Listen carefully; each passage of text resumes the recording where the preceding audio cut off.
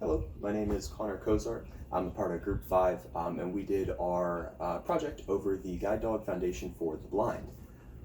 Just to begin, as a brief introduction, really quickly, every nonprofit organization works to remove a problem. The Guide Dog Foundation for the Blind, they work to resolve specific issues relating to individuals that suffer from a visual handicap, visually impaired, or blind or legally blind. They work with these individuals to provide guide dogs to them, not only in a manner to where they're going to trust the dog. They provide them training.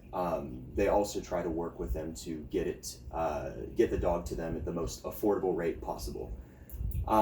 This task is a very important one, given that about 2% of individuals that suffer from blindness or visually impairedness actually seek out the help of an organization such as this one to, get the help that they need. In this instance, it would be getting a guide dog to kind of help them with their daily lives. To begin, the problems. Number one, cost. It's a huge, huge issue. No matter who you are, no matter where you go, no matter how rich you are, $40,000 to $60,000 is a lot of money. Generally speaking, a single one of these guide dogs cost anywhere between those two digits, $40,000 to $60,000.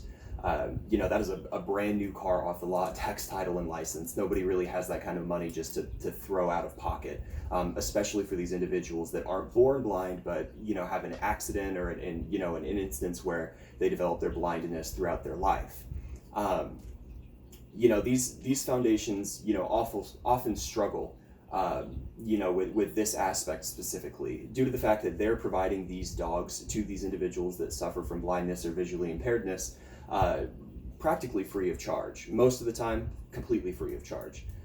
They do this by gathering donations, copious amounts of smaller donations, to help provide for these people and help pay and cover the cost of these dogs, for a lot of these individuals. The second problem that stands out the most is access. These people that are blind and suffer from visual impairedness, they need to have proper training in order to handle these guide dogs. There has to be a certain level of trust between them and their dog, or else it's not a symbiotic relationship at that point. Without this training, those who struggle with blindness, they wouldn't know how to communicate with the dog. They wouldn't know the different signals that they're giving. If you're trying to cross the street and there's a car coming, that dog, that's going to stop and pull on the leash. If you're not trained properly, you would just pull the dog along and keep walking, not knowing that dog is trying to stop you from, running into the road with an oncoming car, which makes a lot of sense. The training is by far one of the most important aspects of this the whole process. Moving forward with the problems, awareness. As I stated previously, these organizations and these foundations operate under the basis of donations. They're not federally funded in any means, nor do they collect funding from any sort of state organization. They're a complete nonprofit organization. The problem with the nonprofit organization portion of this is the fact that not a lot of people know about the Guide Dog Foundation for the Blind. So trying to get the awareness out there, trying to get your name in front of these people so that they can give you these donations is, of the utmost importance to these foundations and organizations. Excuse me. Many people aren't fully aware of these nonprofit guide dog organizations or how they can help individuals. Most people do not understand the cost and training that must be put into every single one of these animals prior to them being certified as a guide dog. As I said, these organizations are funded solely on a donation principle. Without people knowing they exist, the foundations can't get the donations, thus they don't get funding. This makes it extremely, extremely imperative that they get their name in front of these individuals so they can collect these donations. So moving forward from the problem onto the solutions, one of the primary solutions of these of the organization, the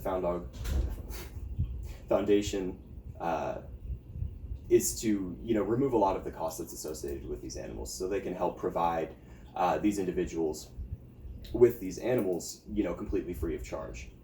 Their number one goal is to provide guide dogs to those who need them completely free of charge. That's on their About Us page on their website. They achieved this completely through copious amounts of smaller donations. Even though these dogs can cost anywhere from $40,000 to $60,000, no really one individual is going to, pony up $60,000 up front right there. A lot of it comes from single dollar donations, $20, $100 here and there, to kind of get up to that $40,000 to $60,000 per dog goal. In order to kind of benefit themselves and benefit everybody around them and benefit the people that they're trying to help, these foundations work with their accountants to kind of budget their costs, budget their money, so that 85% of all of their donations go directly to the program that will raise, train the dogs, and also work with the owners of these animals, the visually impaired, so that they get the proper training to work with these animals adequately. It makes them highly accredited. They're considered to be one of the best foundations with their money, that puts them in very good terms in how they operate, how they manage their expenditures, and how they manage their spending. This, kind of goes forward to help, people trust these organizations. So, if you're giving your money away to somebody, you want to make sure that you know where it's going first and foremost and what they're going to do with it. The last thing you want to do is donate $100 and you don't know what's going to happen to it. You don't know if any one of these animals is going to see even 15% of that $100, and then the foundation itself is just going to pocket the other $85. It's definitely a very important aspect to these individuals that are donating. Furthermore, making the guide dogs more accessible. They strive to ensure that the guide dogs are available to those who need them in the United States, Canada, and Mexico. This is very, very important. Anywhere in the Northern American continent, they can have access to these dogs via the Guide Dog Foundation for the Blind. A lot of these foundations and organizations work strictly within the United States, and some of which even works even more strictly within certain states. If you live without of that state or outside of that state, they won't help you. It's kind of a hands-off policy. That's what makes the foundation for the supplying the guide dogs for the blind stand out that much more. They help everybody in the United States, Canada, and Mexico, regardless of your nationality in the Northern American Hemisphere. They're gonna, you seek them out, they're gonna help you get the help that you need and get these dogs to you so you can go back to living your lives as an independent individual instead of requiring the help of other people constantly. Ideally they would ensure that every blind or visually impaired person can have access to a guide dog of their own. Just the problem with this is it's an unrealistic goal. The only way this goal is made possible is as I was saying previously, is by the organizers of the foundation hosting fundraisers and getting these donations, making themselves known. They do hold quite a bit of fundraisers all throughout the United States, Canada, and Mexico. That way they can get the donations that they need to help these individuals, live the best lives that they can live. Some of the benefits of it as well, quality of life. The foundation provides, completely free of charge these dogs. It helps these individuals alleviate some of the, unspoken pressure, that they're maybe putting on their really close friends or their family. One of the stories that I was reading mentioned in the paper is that a woman had cataract surgery and it had caused her to go blind. Her husband had just got back from deployment in Afghanistan, and she, kind of without thinking about it, was putting a lot of pressure on him and her son to take care of her. That's why she sought out the foundation, to get these animals. These animals help, eliminate these other people and these other individuals, and a lot of the pressure, that these blind people put on their friends and family. These dogs help them live their day-to-day lives and, get through traffic, go on a walk, get to the store by themselves. A lot of things that many seeing people would consider to be menial tasks, just part of everyday life. You write them off, it's more of an annoyance than anything else. These dogs help these individuals to achieve these goals. Not only that, but when people develop blindness, during the middle, early on, later on in their lives, if they're not born with blindness, it takes a severe mental health toll on these people. A lot of them get depressed, they develop anxiety issues they didn't previously had. going through the training to get one of these guide dogs and securing these guide dogs so that you can get the help that you need creates a bond between them and the animal itself. That really, really helps their overall mental health. I mean, the impact of a dog on anybody's life is profound. That's no surprise, but it grows exponentially when the dog is influencing you in such a way that it's helping you get back to your normal life. Yeah, I feel like a lot of people forget that. The other thing the foundation definitely helps with, benefiting these individuals is the financial help. As I've said numerous times now, this foundation helps these individuals secure these animals, $40,000 to $60,000 animals, completely free of charge. This ensures that these blind people still get to experience all life has to offer without putting pressures on your husband or your wife or your son or close friends, family, anything like that. You don't have to rely on anybody. You've developed this bond with this animal that is, completely free of charge to you, and you get to move on with your life. These foundations help people that couldn't afford anything close to what a guide dog could cost. They help get adequate access to them. They help provide a solution without asking anything in return, and I think that's the most important part about the foundation, is they really do strive to ensure the quality of life for everybody is really, really high. As far as ethical outcomes, some of the ethical benefits are, handicapped people can live independently. They can independently perform what many of us consider to be basic daily activities, such as going to the grocery store or crossing the street. They also help to alleviate the pressure that is unknowingly placed on close friends and family members of blind people. The organization partner with local shelters and local breeders to help give these dogs both homes and purposes. That kind of just goes to show it's not only benefiting the blind individual or the seeing impaired individual, but it's also benefiting the dog, because it helps give them homes, it helps give them purposes.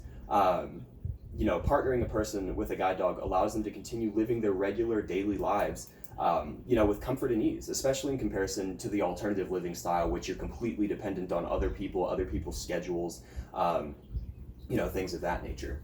Now, furthermore, that some of the ethical issues that come with it, a lot of arguments are made saying that these guide dogs, they're bred to work.